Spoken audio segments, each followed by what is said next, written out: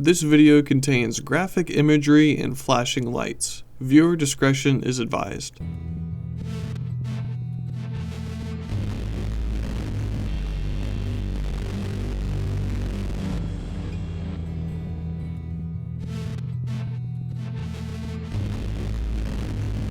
Children of the Sun is a puzzle shooter game about a girl with telekinetic powers going on a revenge mission against a cult.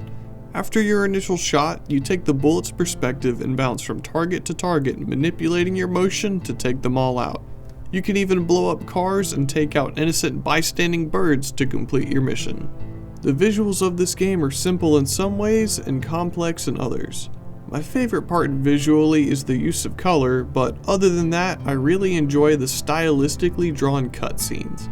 These cutscenes have a little bit of animation of moving objects, but they mostly read like you're reading a comic book, jumping from square to square to see the picture play out with a lot of implied motion.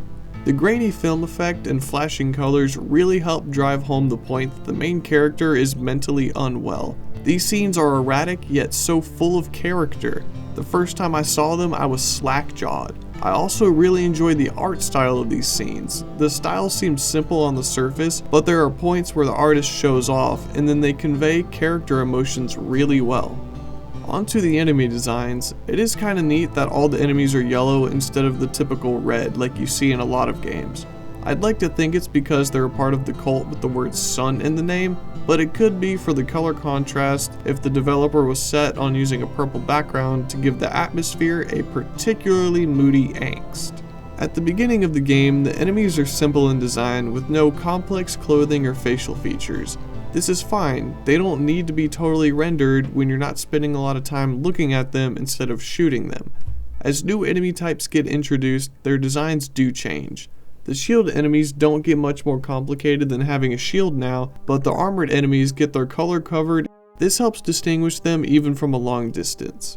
Then finally are the floating, praying enemies.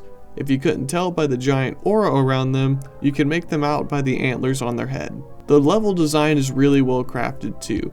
Each environment provides unique terrain and therefore a new challenge in every level. I really appreciate that the layout of the obstacles and overall level design allow for different solutions to every level while maintaining an interesting challenge. The levels go from bridges to hotels to graveyards with tombstones floating in the air.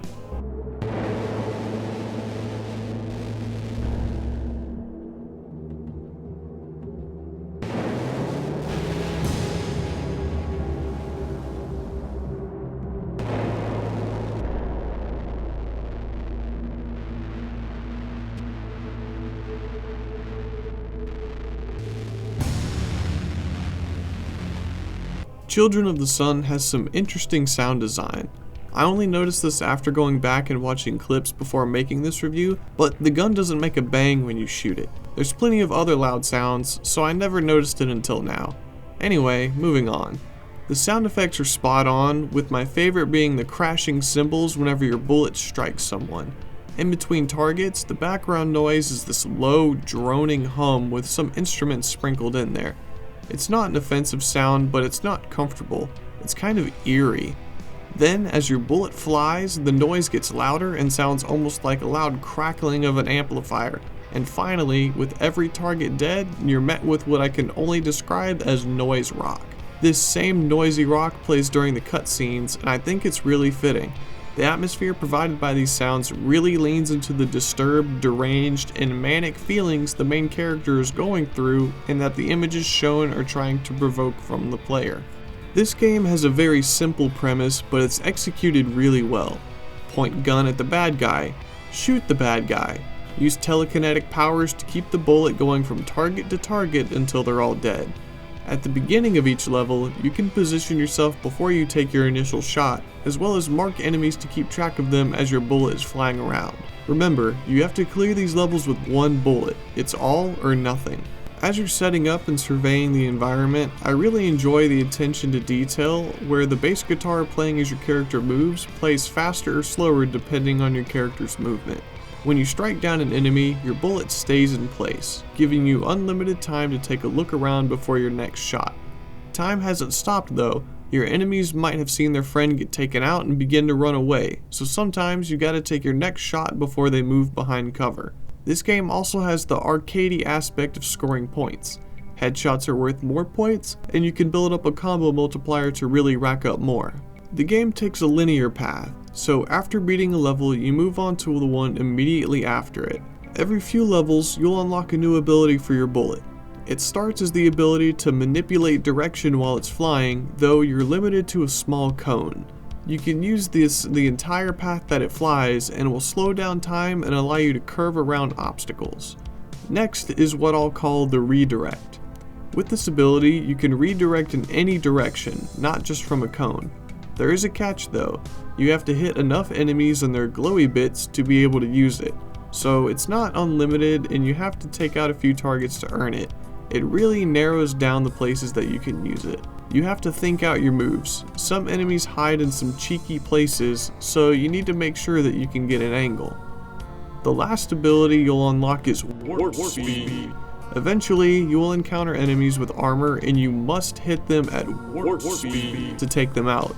When you're just a bullet, you aren't able to zoom in before flying to your next target, and enemies can still move as your bullet moves, even at warp speed. So think hard when lining up your shot, because it can still be easy to miss when you have to dedicate your entire movement path charging up enough speed to take out an armored enemy.